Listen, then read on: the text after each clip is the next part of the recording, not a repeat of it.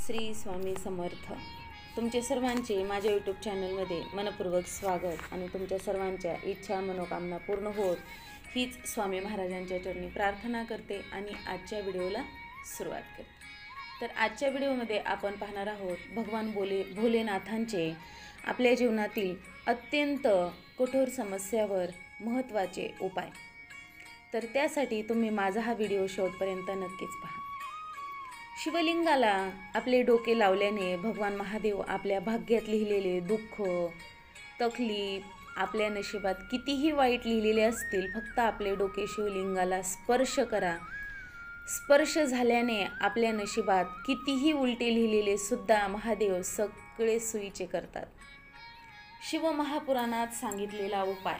आपले एखादे काम अडकलेले असेल, तर खूप परेशान झालेले असेल, तर ते काम होतच नसेल, तर तुपाच्या दिव्यामध्ये काळे तीळ टाकून सोमवारी महादेवाच्या मंदिरासमोर तुंबरुकाजिका नाव घेऊन दिवा लावून निवेदन करा. म्हणजे तुम्ही प्रार्थना करा, तुमचे काम लवकरात लवकर होईल. पत्रिकेत दोष असेल तर प्रदोष करावा. तर तो कसा करावा? प्रदोषला तिखट खाल्लेले चालत नाही. गोड खावे, फळे खावे, गोड खिचडी खावी, मिठाचे पदार्थही चालत नाहीत. प्रदोष काळामध्ये 6 ते 7:30 या काळामध्ये पूजा झालीच पाहिजे. आपल्या जीवनात अनेक प्रकारचे संकटे असतील, आपले कामच होत नसतील, काहीही केलं तरी आपण अपयशीच ठरत असतो, तर आपल्याला यश येत नसेल तर, आणि आपल्याला दुःख सोडायलाच तयार नसतील तर, त्याच्यासाठी जो प्रदोष काळ आहे सायंकाळचा 6 ते 7:30 पर्यंत, हा जो टाईम आहे, हा तुम्ही वेळ निश्चित करून तांब्याभर पाणी भगवान शंकराच्या पिंडीवर टाकल्यानंतर आपल्याला मिळणारा जो आनंद आहे तो प्रदोष काळाचाच आहे. जेव्हा आपला मुलगा परीक्षेसाठी जात असेल, बेलाचे जे मधले पान असते त्याला मध लावून त्या मुलाच्या हाताने महादेवाच्या पिंडीला चिपकावे. आपल्या जीवनात कधी अडचणीत पडला असेल, कधी तुम्हाला वाटत असेल खूप अडचणीतून निघत आहे, एक समस्या पूर्ण होत नाही तर दुसरी समस्या येत असेल, तर तुम्ही एक काम करा.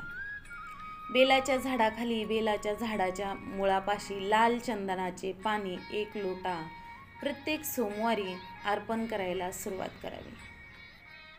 आपल्याला अडचणी आपोआपच दूर होतील. तुम्ही हे व्हिडिओमध्ये आजचे जे उपाय आहेत ते तुम्ही नक्कीच करा. तुमच्या जीवनातील अडचणी, दुःख, समस्या नक्कीच दूर होतील. आणि तुम्ही जर माझ्या चॅनलला नवीन असाल तर माझ्या चॅनलला सबस्क्राईब देखील नक्कीच करा. शिवपुराणानुसार भगवान शंकराला अखंड तांदूळ अर्पण केल्याने उपासकाला लक्ष्मीची प्राप्ती होते. भगवान भोलेनाथाला भक्तिभावाने वस्त्र अर्पण करून त्यावर तांदूळ अर्पण करणे अधिक श्रेष्ठ मानले जाते. भगवान शंकराला तीळ अर्पण केल्याने व्यक्तीची सर्व पापे नष्ट होतात आणि शनीमुळे होणाऱ्या अशुभापासून मुक्ती मिळवण्यासाठी शिवाला काळे तीळ अर्पण करावे. शिवपुराणात सांगते की जवाद्वारे भगवान शिवाची पूजा केल्याने स्वर्गीय सुख वाढते. मुगाची पूजा केल्यास भगवान शिव मनुष्याला सुख आणि समृद्धी प्रदान करतात. तुमच्या घरी बेलपत्राचे झाड लावा. घरामध्ये बेलाचे झाड लावल्याने देवी महालक्ष्मी प्रसन्न होते आणि तुमच्या घराचे कल्याण होते. ओम नमः शिवाय या मंत्राचा उच्चार करताना 1 बेलपत्र दुधात बुडवून शिवलिंगावर अर्पण करावे. तुम्ही हे काम किमान 7 सोमवार चालू ठेवावे आणि प्रत्येक बेलपत्र गुळगुळीत बाजूने शिवलिंगाला अर्पण करावे. तुम्हाला लवकरच संतान प्राप्त होईल. नंतरचा उपाय आहे तो म्हणजे जर तुम्ही आरोग्याशी संबंधित समस्यांनी त्रस्त असाल तर शिवरात्रीपासून सलग काही दिवस 108 बेलपत्र ओम नमः शिवाय जप करून शिवलिंगावर अर्पण करा. यानं तुमच्या तब्येतीत नक्कीच फरक जाणवेल आणि आजाराशी संबंधित ज्या तुमच्या काही तक्रारी असतील त्या देखील दूर होण्यास तुम्हाला नक्कीच मदत मिळेल. शिवलिंगावर गहू अर्पण केल्याने सुयोग्य पुत्रप्राप्ती होते.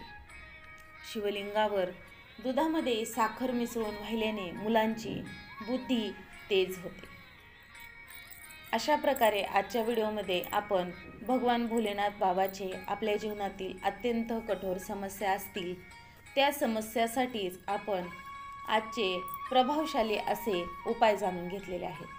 तर तुम्हाला माझा हा व्हिडिओ कसा वाटला हे मला कमेंट करून नक्कीच सांगा. चॅनलला नवीन असाल चॅनलला सबस्क्राईब करा. कमेंटमध्ये श्री स्वामी समर्थ लिहायला विसरू नका. आजची झालेली सेवा स्वामी महाराजांच्या चरणी अर्पण करते आणि माझा हा व्हिडिओ इथंच थांबवते. श्री स्वामी समर्थ. जय जय स्वामी समर्थ. धन्यवाद.